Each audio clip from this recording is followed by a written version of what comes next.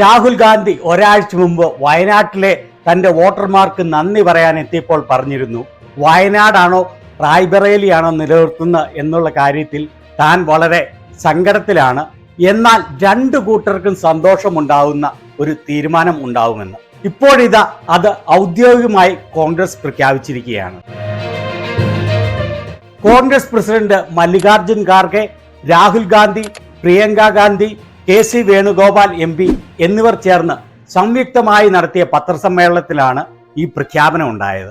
ഈ പ്രഖ്യാപനമനുസരിച്ച് രാഹുൽ ഗാന്ധി റായ്ബറേലി സീറ്റ് നിലനിർത്താൻ തീരുമാനിച്ചു. പ്രിയങ്ക ഗാന്ധി വയനാട്ടിൽ കോൺഗ്രസിന്റെ സ്ഥാനാർത്ഥിയാകും. ഒരാഴ്ച മുൻപ് ഞാനൊരു വീഡിയോ ചെയ്തിരുന്നു, കോൺഗ്രസിൽ തീരുമാനമായതായി വിശ്വസനീയ റിപ്പോർട്ടുകൾ ലഭിച്ചു എന്ന്. പ്രിയങ്ക ഗാന്ധി വയനാട്ടിൽ മത്സരിക്കുവാനുള്ള, അതുപോലെ രാഹുൽ ഗാന്ധി റായ്ബറേലി നിലനിർത്താനുമുള്ള തീരുമാനം ഇപ്പോഴിത് ഔദ്യോഗികമായിട്ട് പ്രഖ്യാപിച്ചിരിക്കുകയാണ്. ഏതാനും നിമിഷം മുമ്പാണ് ഇവർ സംയുക്തമായി ഈ പത്രസമ്മേളനം നടത്തിയത്. ഇതാ വളരെ വിഷമത്തോടുകൂടി രാഹുൽ ഗാന്ധി ഈ തീരുമാനം പ്രഖ്യാപിക്കുന്നു. I have an emotional relationship with both Raebareli and the people of Wayanad. The people of Wayanad stood with me, gave me love and affection, every single person, regardless of party, to fight in a very difficult time. So I will never forget that. I want everyone in Wayanad to know that Priyanka is going to fight the election in Wayanad. But I am going to be a frequent visitor to Wayanad, and I am going to be available to the people of Wayanad. You have now 2 members of parliament. One is my sister and one is me. And my doors are always open for you throughout the rest of my life. ഇതാ പ്രിയങ്ക ഗാന്ധിയുടെ സന്തോഷകരമായ വാക്കുകൾ കേട്ടോളൂ.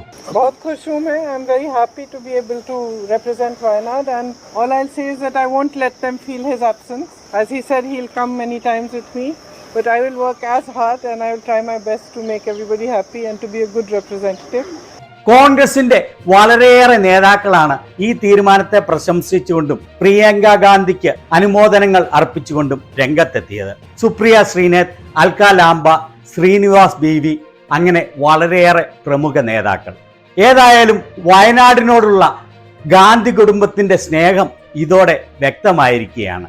പ്രിയങ്ക വൻപിച്ച ഭൂരിപക്ഷത്തിൽ വയനാട് ജയിക്കുമെന്നുള്ള കാര്യത്തിൽ യാതൊരു സംശയവുമില്ല. അതുപോലെ രാഹുൽ പ്രിയങ്ക കോമ്പിനേഷൻ മോദിക്ക് പാർലമെന്റിൽ കടുത്ത വെല്ലുവിളി ഉയർത്തുമെന്നുള്ളത് ഉറപ്പാണ്.